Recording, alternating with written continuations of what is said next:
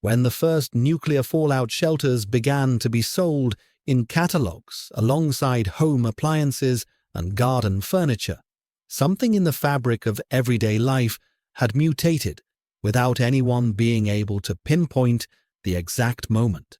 Entire families devoted weekends to calculating provisions for scenarios they did not wish to witness but could not stop imagining. Canned goods stacked in basements, survival manuals underlined with obsessive meticulousness. The paradox was evident only when viewed from the outside. Considerable energy was invested in preparing for a world where all the energy invested until then would be utterly worthless.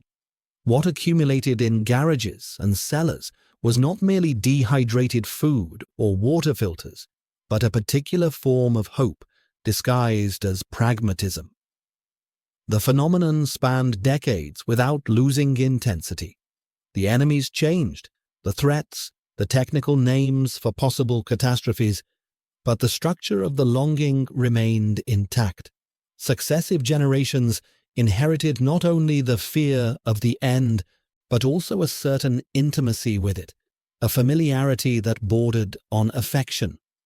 Surveys conducted in high-density urban centers revealed disconcerting patterns. Significant percentages of the population employed in administrative and service sectors admitted to regularly fantasizing about civilizational collapse. These were not marginal individuals, nor clinically dissociated personalities.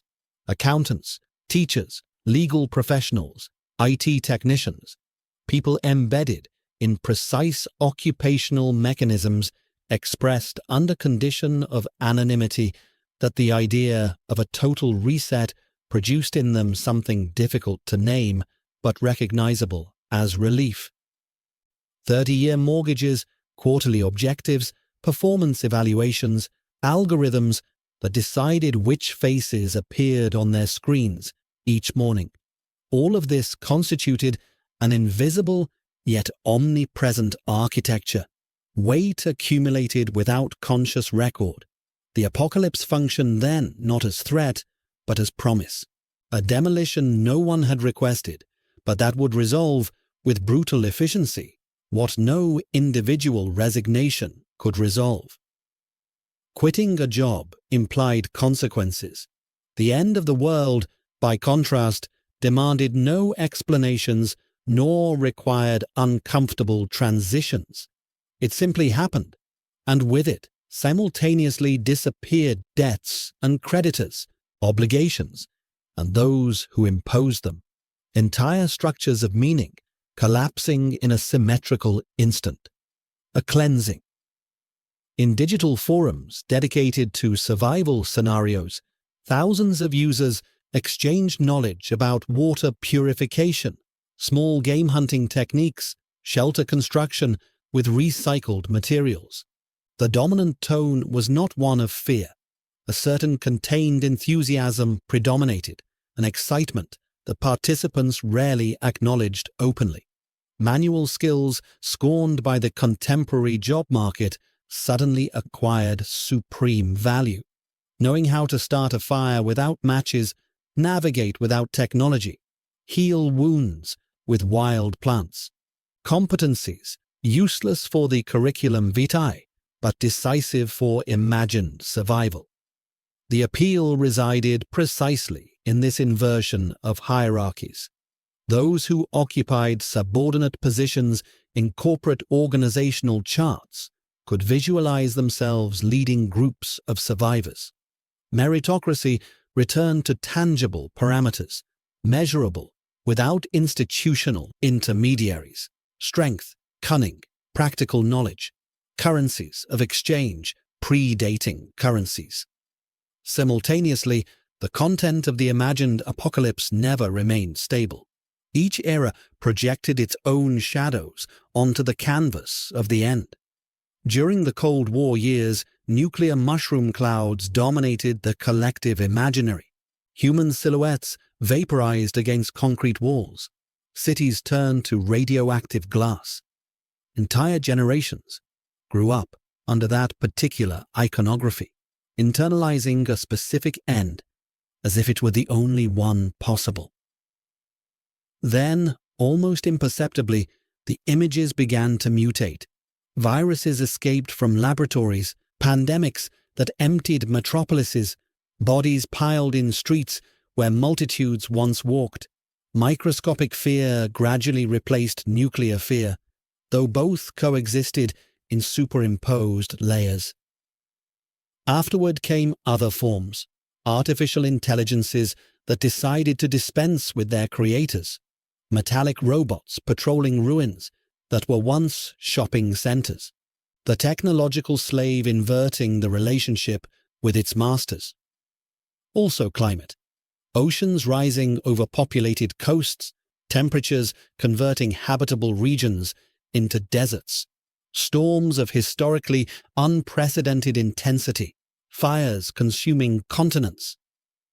Each variant reflected anxieties locatable in precise contexts. They were not arbitrary fears, nor fantasies disconnected from their moment. They functioned as cultural thermometers, involuntary records of what a particular society considered threatening at that instant. Researchers who analyzed decades of cinematic production about global catastrophes found statistical correlations between releases and geopolitical events. Films about alien invasions proliferated during periods of international tension. Stories of plagues multiplied after real epidemic outbreaks. Narratives about climate collapse accompanied alarming scientific reports. Entertainment absorbed the floating anxiety and returned it in consumable format. Feedback cycles where fear generated product and product sustained fear. Something persisted beneath the superficial variations. The basic structure of apocalyptic longing traversed fashions and generations without alteration at its core. A society saturated with administrative complexity recurrently dreamed of radical simplifications. Norms, regulations, protocols, credentials, certifications, validations. Layers of bureaucracy accumulated during centuries of state organization.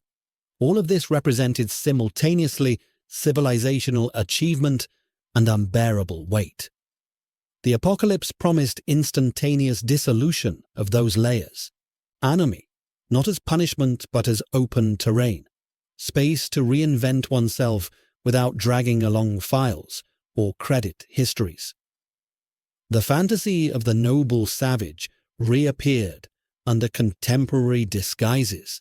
Self-sufficient communities removed from electrical grids, gardens cultivated on rooftops of abandoned buildings, barter replacing digital transactions, direct contact with natural cycles previously invisible under layers of technological intermediation, nostalgia for something never personally experienced but intuited as authentic. When examining testimonies collected across different latitudes, a recognizable pattern emerged. People who described their daily lives with neutral or slightly negative vocabulary adopted different tones when imagining catastrophic scenarios. A certain energy emerged in the descriptions, elaborate details about improvised shelters, strategies for obtaining resources, alliances with previously unknown neighbors. What officially constituted collective nightmare functioned in the intimacy of individual imagination as a space of recovered agency. Decisions that mattered, immediate and verifiable consequences.